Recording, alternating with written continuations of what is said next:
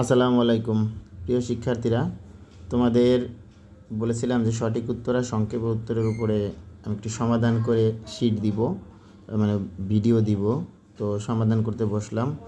তোমরা পড়ে দেখবে নিজেরা অনেক কিছুই পারবে। তো আমি প্রত্যেকটারই সমাধান দিচ্ছি, অধ্যায় 1 এবং 2-এর।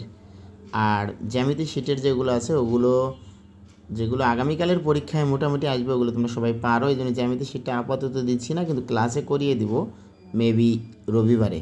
তারপরও জ্যামিতি শিটের যে শর্ট কোশ্চেনগুলো ওগুলো একটু পড়বে। পড়ার পরে যদি কারো কোনোটায় সমস্যা থাকে আমার সাথে একটু পার্সোনালি যোগাযোগ করো আজকের মধ্যে, যেহেতু কালকে আমি এক্সাম নিচ্ছি।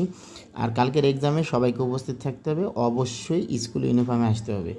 কেউ যদি স্কুল ইউনিফর্ম না আসো, আমি কিন্তু তার পরীক্ষা নিব না, যতই রিকোয়েস্ট করো। সো আসলে স্কুল ইউনিফর্মে আসতে হবে, আর না আসলে যদি মন চাইতে আসবা না, সেটা অন্য কেস, কিন্তু আসলে স্কুল ইউনিফর্মে আসতে হবে। ধন্যবাদ। তো আমরা শুরু করি। প্রথমটা দেখো, একটি ক্রিকেট ব্যাটের দাম এত টাকা, এরূপ 165টি। এটা গুণ করবে, গুণ করলে যা অ্যান্সার আসে তাই অ্যান্সার দেওয়া আছে। যদিও এক ব্যক্তির দৈনিক আয় 225 টাকা, এক বছরে দৈনিক মানে একদিন, আর এক বছর মানে 365 দিন। এই 225কে 365 দিয়ে গুণ করবে। 3 নাম্বার, এই অঙ্কটার মধ্যে এখানে ভাগফল ও ভাগশেষ কত, এটা ডিরেক্ট ভাগ করবে। ভাগ করলে দেখবে ভাগফল আসে 130 আর ভাগশেষ আসে 54।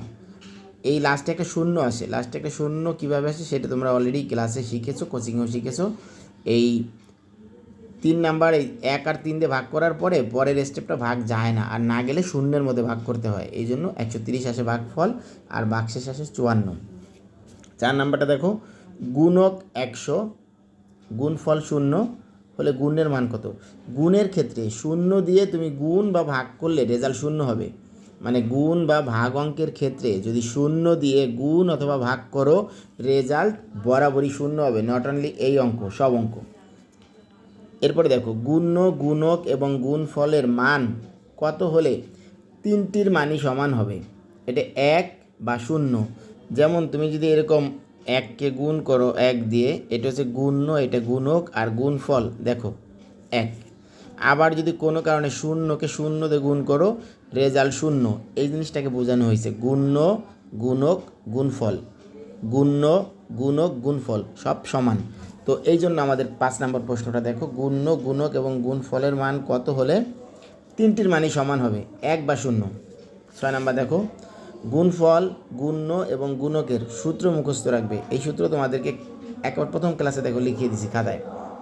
7 নাম্বার, গুণক 10 গুণফল 50 হলে গুণ্য কত। এই সূত্রটা লেখা আছে। গুণ্যের সূত্র হচ্ছে গুণফল ভাগ গুণক, অর্থাৎ 10 দিয়ে 50কে ভাগ করবে, উত্তর হবে 5। 8 নাম্বার, গুণ্য 16 গুণকের মান কত হলে গুণফল 256 হবে।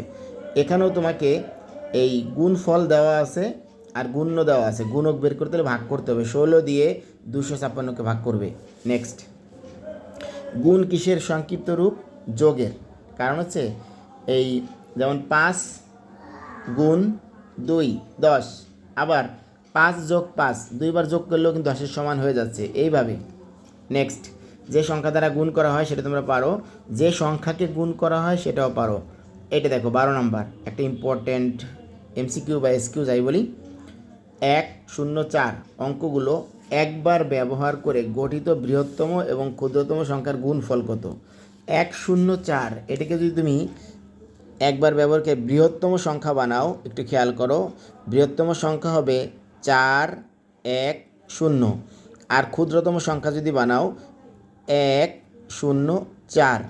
এইভাবে এই প্রথমটা হচ্ছে বৃহত্তম সংখ্যা, পরেরটা হচ্ছে ক্ষুদ্রতম সংখ্যা। বৃহত্তম সংখ্যা হচ্ছে বড় থেকে ছোট সাজাতে, এখানে বড় হচ্ছে 4, তারপরে 1, তারপরে 0। আর ক্ষুদ্রতম সংখ্যার ক্ষেত্রে 0 আগে বসে না, 0 থেকে একটু বড় যেটা সেটা আগে বসে দেয়। 1, 0 মাঝখানে বসবে, 4 বসবে।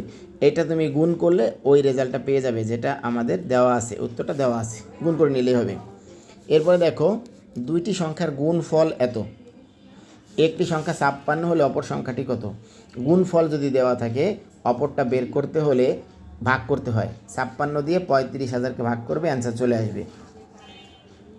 90কে 10 দ্বারা ভাগ করলে, 10 দ্বারা ভাগ করলে কমাটা এখানে বসবে, এই শূন্যের এখানে, তখন ভাগফল হচ্ছে 909, ভাগশেষ 0। তোমার এখানে চেয়েছে ভাগফল কত, 909। তারপর এটাকে 100 দ্বারা ভাগ করলে এইখানে কমাটা এখানে বসবে, 205 হচ্ছে ভাগফল আর ডাবল শূন্য হচ্ছে ভাগশেষ। কিন্তু ভাগশেষের উত্তরের ক্ষেত্রে আমরা কখনো ডাবল শূন্য লিখি না, একটা শূন্য, তাই এটা। তারপরটা দেখো, এই সংখ্যাটাকে 3 অঙ্কের ক্ষুদ্রতম সংখ্যা, 3 অঙ্কের ক্ষুদ্রতম সংখ্যা মানে 100, এইটা হচ্ছে 3 অঙ্কের ক্ষুদ্রতম সংখ্যা, তার মানে 100 দিয়ে ভাগ করতে হবে। আর 100 দিয়ে ভাগ করলে আপনারা জানেন যে কমাটা এখানে বসে, এই 15 ভাগশেষ 520 ভাগফল, আমাদের এখানে ভাগফল কত সেটা বলছে 520। নেক্সট, 1 হতে 50 পর্যন্ত 5 দ্বারা বিভাজ্য সংখ্যা কয়টি? এটা হচ্ছে 5-এর নাম তার রেজাল্ট লিখে দিবে, দেখবে 10টি হয়, 5, 10, 15, 20, 25, 30 এইভাবে 10টি হয়। ভাজ্য 55, ভাগফল 5, ভাগশেষ 0 হলে ভাজক কত? ভাজকের সূত্র দিয়ে করবে। ভাজকের সূত্র তোমরা জানো, ভাজক সমান সমান এই ভাজ্য বিয়োগ ভাগশেষ। তাহলে 55 থেকে 0 বাদ দিলে 55ই থাকবে, ভাগফল, তাহলে 5 দিয়ে 55কে ভাগ করো, উত্তর 11 হবে। ভাজক ভাগশেষের সবসময় ছোট হয়, ভাজক থেকে ভাগশেষ সব সময় ছোট হয়। অর্থাৎ যদি কখনো দেখো যে এরকম ভাজক লেখা আছে আর এখানে ভাগশেষ লেখা আছে, এই ভাগশেষ অলওয়েজ ভাজক থেকে ছোট, এরকম চিহ্ন দিলেও হয়, অথবা ভাজক বড় ভাগশেষ ছোট এভাবে লিখলেও হয়, অলওয়েজ এটাই সত্য। নেক্সট, যে সংখ্যা দ্বারা অন্য সংখ্যাকে ভাগ করা হয় তাকে ভাজক বলে, যে সংখ্যাকে ভাজক দ্বারা ভাগ করা হয় তাকে ভাজ্য বলে। 720 ঘন্টায় কত দিন? আমরা জানি 1 ঘন্টায় একদিনে 24 ঘন্টা, তখন 24 এটাকে ভাগ করবে, 24 দিয়ে ভাগ করলে 3 24 72, সাথে একটা শূন্য মানে 30 দিন। প্রতি কেজি চালের দাম 48 টাকা হলে 1200 টাকায় কত কেজি চাল পাওয়া যাবে? এটা ভাগ করবে, 1200কে 48 দিয়ে ভাগ করবে। নেক্সট, নিঃশেষে বিভাজ্যর ক্ষেত্রে ভাজ্য ভাজক ভাগফলের সূত্র মুখস্থ রাখবে, নিঃশেষে বিভাজ্য না হলেও মুখস্থ রাখবে সূত্রগুলো। নেক্সট, ভাগ অঙ্কে সাধারণত ভাজ্য ও ভাজকের মধ্যে কোনটি বড় হয়? মনে রাখবে ভাজ্য অলওয়েজ বড়, ভাগ অঙ্কের মধ্যে ভাজ্য ভাজক ভাগফল ভাগশেষ সবগুলোর মধ্যে ভাজ্য বড়, এটা মনে রাখবে। তারপরে হচ্ছে 44,500কে 1000 দিয়ে ভাগ করলে, 1000 দিয়ে ভাগ করলে কমাটা 3 অঙ্ক পরে এখানে বসে, এখানে ভাগফল 44, ভাগশেষ 500, তোমার উত্তরে চেয়েছে ভাগফল কত? তাহলে 44। আর ভাজক ভাগশেষের দ্বিগুণ, তাহলে ভাজক 12 আর ভাগশেষ কত হবে? এখন একটা জিনিস খেয়াল করো, ভাজক এবং ভাগশেষের মধ্যে আমরা বলেছি ভাজক বড় ভাগশেষ ছোট, একটু আগে দেখিয়েছি। এখন ভাজকের মান যদি দেওয়া থাকে তাহলে ভাগশেষের মান ভাগ করে বের করতে হয়। এই দ্বিগুণ মানে 2 দিয়ে ভাগ করবা, দ্বিগুণ মানে ভাগশেষকে দ্বিগুণ করলে ভাজক হয়, তাহলে ভাজক থেকে ভাগশেষ বের করতে হলে দ্বিগুণের 2 দিয়ে ভাগ করতে হয়, তো 12কে 2 দিয়ে ভাগ করলে 6, উত্তর 6 আছে। দেখো, একটি সংখ্যার 3 গুণ সমান 57 হলে সংখ্যাটি কত? মানে এমন একটা সংখ্যা যেটাকে 3 দিয়ে গুণ করলে 57 হয়, তাহলে উত্তরটা কত হবে? তোমরা এইভাবে চিন্তা করতে পারো যে সংখ্যাটা হচ্ছে ক, এটাকে যদি আমরা 3 দিয়ে গুণ করি রেজাল্ট হবে 57।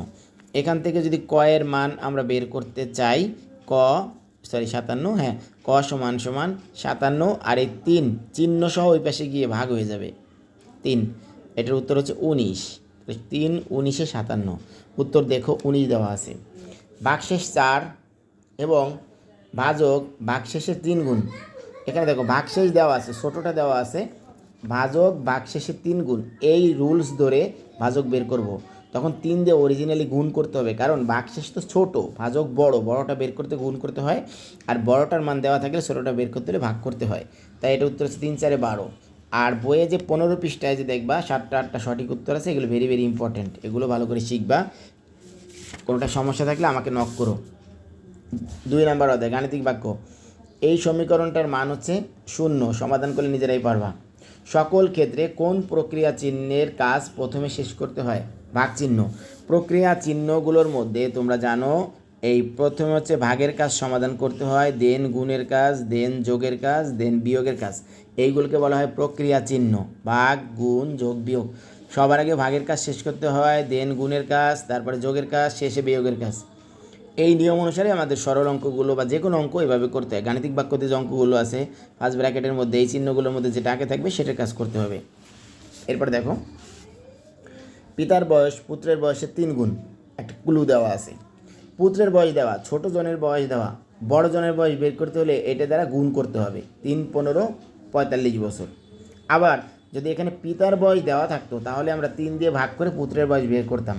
মানে এই ধরনের ক্লু যে একজনের বয়স আর একজনের বয়সের দ্বিগুণ 3 গুণ বা ভাজ্য ভাজকের দ্বিগুণ 3 গুণ, এখানে যেটা বড়টা দেওয়া থাকবে ছোটোটা বের করতে হলে ভাগ করতে হবে, আর ছোটোটার মান দেওয়া থাকলে বড়টা বের করতে হলে গুণ করতে হবে। দেখো 4টি সংখ্যার যোগফল 1011, এর মধ্যে 1111, এর মধ্যে প্রথমটা 1, দ্বিতীয়টা 10, তৃতীয়টা 100। প্রথমে এই 3টা যোগ করবা, এই 3টা যোগ করে এখান থেকে বিয়োগ করতে হবে, বিয়োগ করলে চতুর্থ সংখ্যাটা পাওয়া যাবে। তো 100 আর 10 যোগ করলে 110 আর 111। তো তোমার এখানে টোটাল 4টা সংখ্যা যোগ করলে পাওয়া যাবে 1111 বলছে। আর ওই প্রথম যে 3টা, এই 3টা যোগ করলে এটা পাওয়া যায়। তো এখান থেকে এটা বিয়োগ করলে এই চতুর্থ সংখ্যাটা পাওয়া যাবে, চতুর্থ সংখ্যাটা হচ্ছে 1000। এইভাবে উত্তর দেওয়া আছে। দেখো এইখানে দেখো এই সমাধানটা, প্রথমে এই ভাগের কাজ করবা, এখানে পাবা 3, এই ভাগের কাজ করবা, এখানেও পাবা 3, ও এখানে পাবা 2, এখানে পাবা 3, আর এখানেও পাবা 3।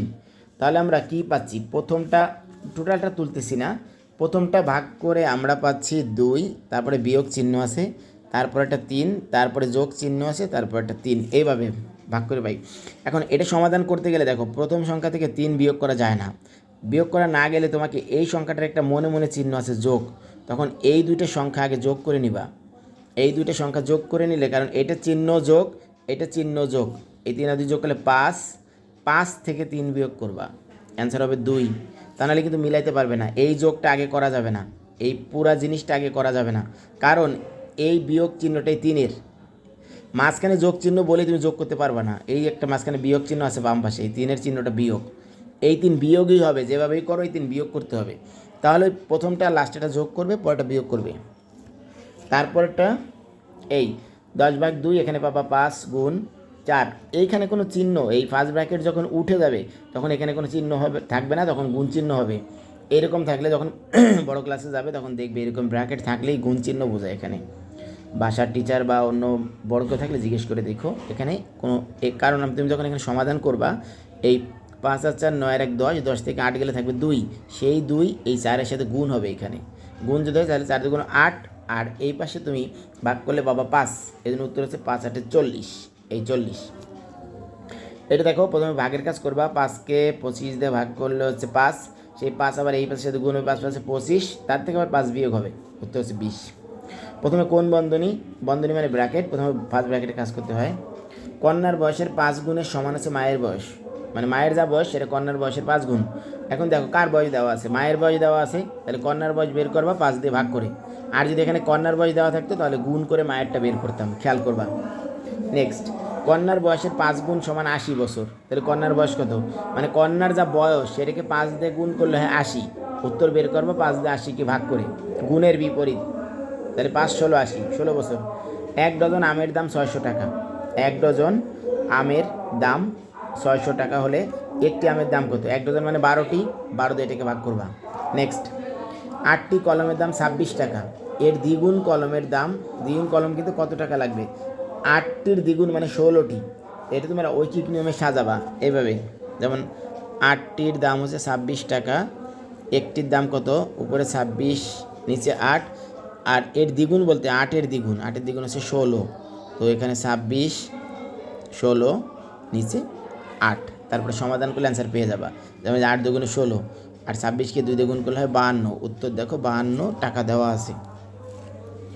তারপরে দেখো এই 12 নাম্বার, 8টি কলমের দাম, ও 12 শেষ 13, 14 জন লোক সপ্তাহে 24 কেজি চাল লাগে, 28 জন লোকের কত লাগবে, এটা ঐকিক নিয়মে করবা। 14 জনের চাল লাগে 24 কেজি, একজনের লাগবে উপরে 24 নিচে 14, আর 28 জনের 28 দিয়ে গুণ হবে।